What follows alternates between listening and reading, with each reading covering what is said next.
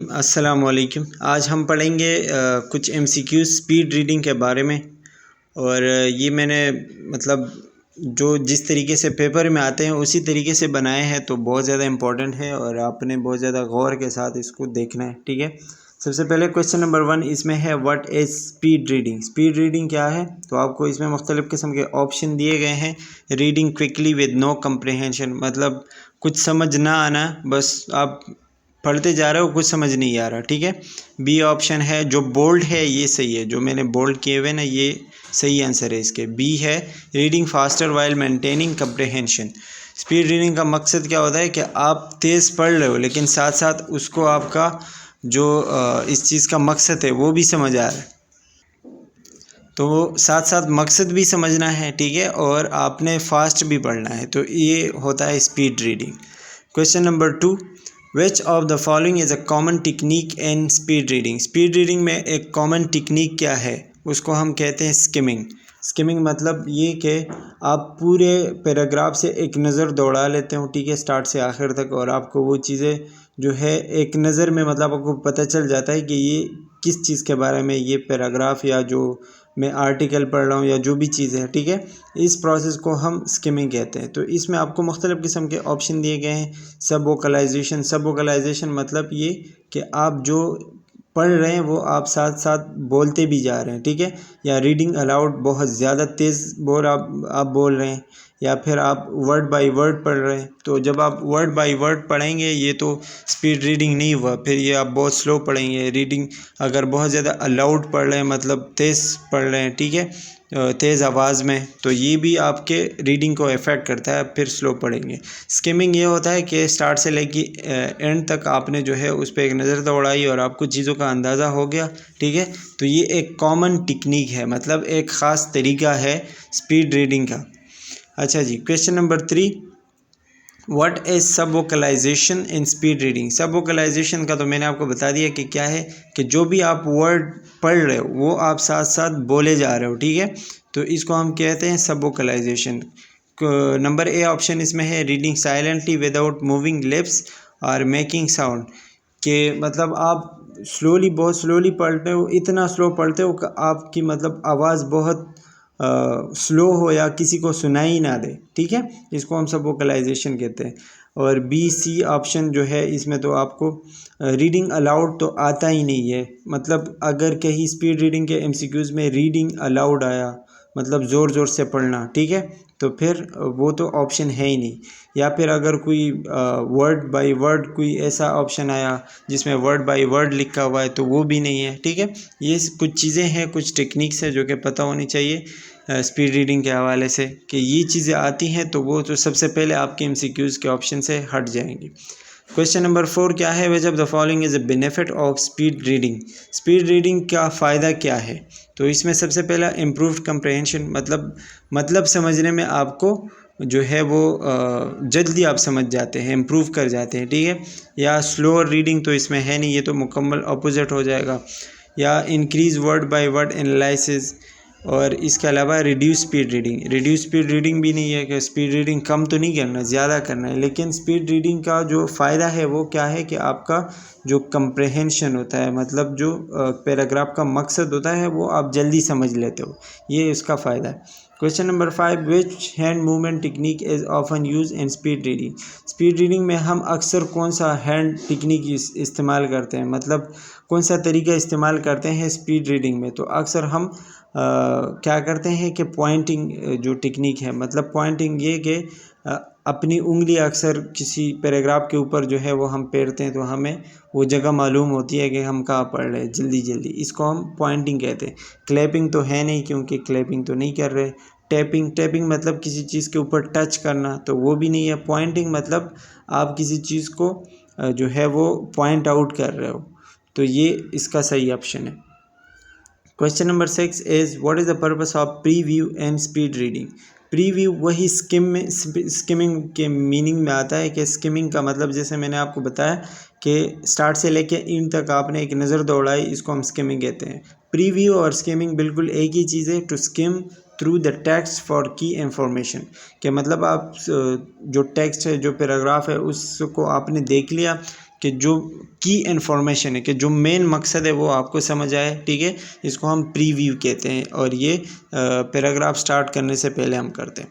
Question number 7 is what reading material is best suited for speed reading.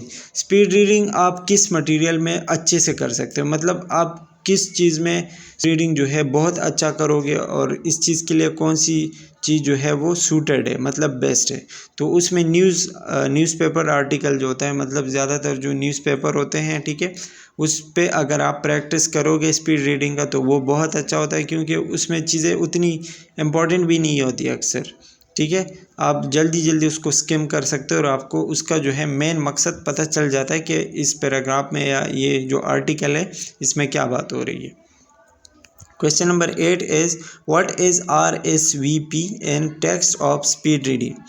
अच्छा, RSVP क्या है? Rapid serial visual presentation, मतलब बहुत ज़्यादा आप तेज़ी से जो है नज़र दौड़ा रहे हो, ठीक है। रैपिड तो मतलब तेज़ हो गया, विजुअल प्रेजेंटेशन कि आप बहुत नज़र दौड़ा रहे हो। तेज़ नज़र दौड़ाना किसी पैराग्राफ से, इसको हम क्या कहते हैं? रैपिड सीरियल विजुअल प्रेजेंटेशन, ठीक है। Question number 9, what is the goal of speed reading. Speed reading का मकसद क्या होता है? तो मकसद तो पता है कि to read as many words as possible in a short time, कि शॉर्ट टाइम में जितने ज़्यादा वर्ड्स हम पढ़ सकते हैं उसको पढ़ने की कोशिश करें। ये स्पीड रीडिंग का मकसद है। मकसद और फ़ायदा अलग अलग है। फ़ायदा मैंने आपको पहले बताया, तो ये मकसद क्या है और फ़ायदा क्या है ये आपको पता होना चाहिए। अच्छा, क्वेश्चन नंबर 10 पे आते हैं। Which of the following is not a common speed reading technique. Speed reading में हम कौन सी चीज़ नहीं करते या नहीं करनी चाहिए? उसमें सबसे पहला चंकिंग और दूसरा है फिंगर ट्रैकिंग। चंकिंग का मतलब होता है कि जो मेन वर्ड्स होते हैं ना वो आप उनको अपने जहन में रख लो, जो मुश्किल अल्फाज होते हैं तो वो आप अपने जहन में रख लो, तो ये करना चाहिए स्पीड रीडिंग में।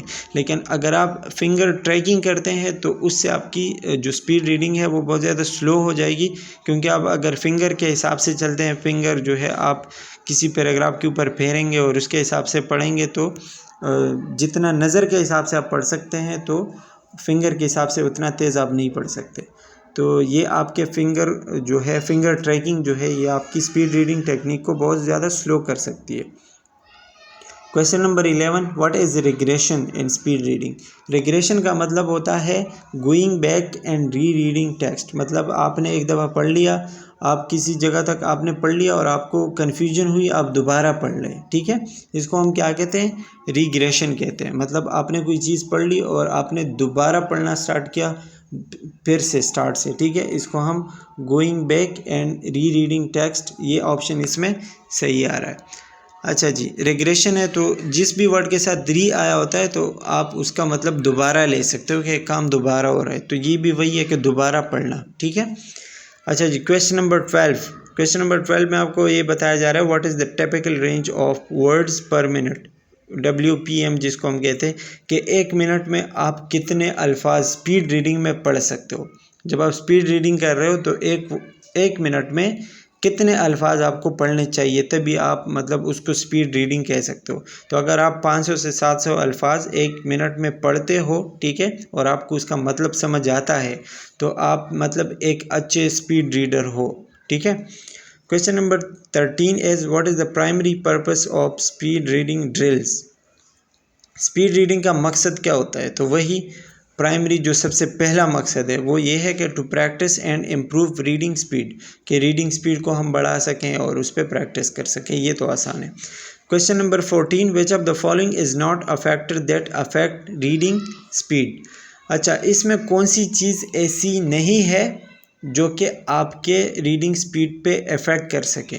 तो उसमें सबसे पहला वोकेबलरी नॉलेज, ये आपके रीडिंग स्पीड पे कोई जो है वो इफ़ेक्ट बिल्कुल करता है, क्योंकि आपके पास अगर वोकेबलरी नहीं होगी तो आपको जो पढ़ रहे हो उसका पता ही नहीं चलेगा कि ये क्या है, आपको कंप्रहेंशन समझ नहीं आएगी।